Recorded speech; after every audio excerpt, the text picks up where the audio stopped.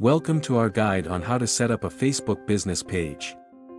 Whether you're a small business owner, entrepreneur, or content creator, having a professional presence on Facebook is essential.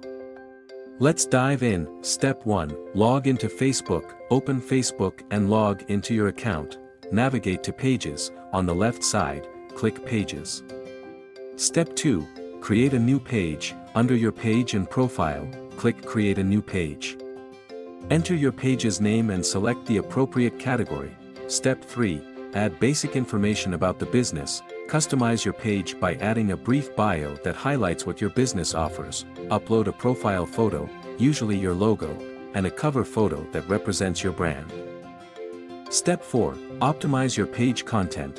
Fill in additional details like contact information, location, and business hours. Use relevant keywords in your profile to improve discoverability. Step 5. Customize your Facebook business page. Explore settings, tabs, and features to tailor your page to your brand. Add a call to action button, e.g.